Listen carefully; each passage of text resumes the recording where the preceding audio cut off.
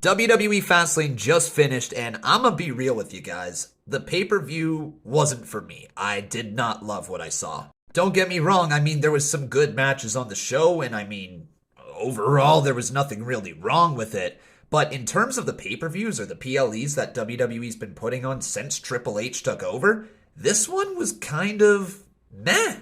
This isn't going to be a video trashing on everything, though. There was some stuff that I did enjoy. One of the things that I really loved was seeing Jey Uso and Cody Rhodes pick up the W in this matchup and become the new undisputed tag team champions. First of all, this match was really solid on the back half. Like, the second half of this match, really enjoyed. But the first half, it was slow, man. And that was the common theme with a lot of the matches on the night. They were just slow. It took a while to get going, but once it started getting going, it was pretty solid. I'm really curious what this means for Judgment Day now moving forward and how they're going to operate as a group. But Cody Rhodes and Jey Uso being the new tag team champions is definitely what's best for business. And also, Cody Rhodes finished the story. Hell yeah, dude. Then we get into the LWO versus Bobby Lashley and Street Profits match. And outside of this dude returning, Carlito Cool is back.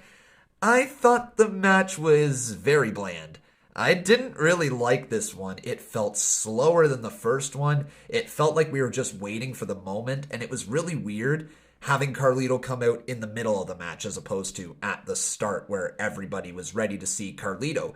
I think the addition of Carlito into this match for like the entire match would have made things run a lot smoother, but this to me was clunky. It was a lot of waiting around, it was a lot of stalling, and not for me. Then we had the women's triple threat match where Io Sky successfully defended her women's title. That's a good thing. The stuff that I didn't really like about this match is that it felt like everything was just like that far off from working. It was like the moonsault missed by that much, and like the double knees to the face missed by that much, and the timing on one breakup of the pinfall missed by that much. And it was just, there was enough things in this match that took me out of it that I'm like, that didn't happen right. Like, you didn't mean for it to look like that. If you were redoing it, you would want that to look better. And so, like, this match, man, it had everything going for it. The pace was there, but it just didn't connect for me. Then we saw the Megastars team together. LA Knight and John Cena took on the Bloodline, Jimmy Uso and Solo Sikoa. Again, just a slow-paced match. This one got a "this is awesome" chant at one point, and maybe I'm in the minority, but I really didn't see much that I liked about this match other than the hot tag to LA Knight and just hearing how over he was. To me, Cena looked slower than usual, and like, that's saying a lot because this is John Cena past his prime. This ain't prime John Cena, but this felt like the slowest I've seen John Cena yet. His match with Austin Theory, I felt that he worked at a quicker rate than this one, but this, it was just like, dude, you feel rusty. He looks rusty. It doesn't come across as natural as it used to.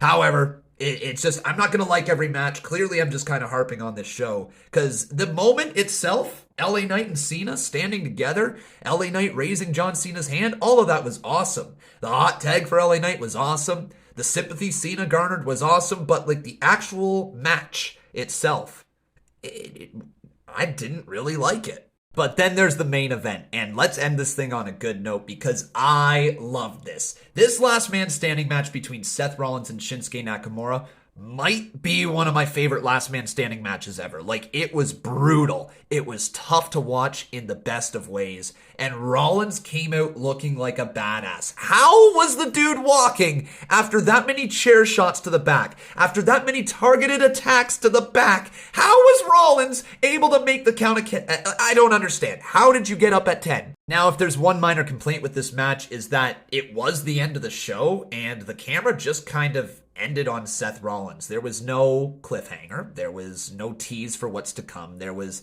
no follow-up with Rhea Ripley taking the Money in the Bank briefcase from Damian Priest. And I get that's all probably going to happen on Raw. But I felt like the ending, the actual end of the show, fell just slightly flat with the camera focused in on Rollins. But there's worse ways to end a show. All right, there's way worse ways, so I will take a slightly flat ending after a baller of a match as opposed to a cliffhanger just for the sake of a cliffhanger. I don't mean to harp on the show, okay? I know I'm coming across as a negative Nancy, but There's worse shows out there, for sure. There's also a lot better PLEs put on by WWE. Look, this show right here would kick anything in 2018's ass. So I'll take this show over whatever the hell Vince McMahon was rolling us out in 2018, all right? Never again, please.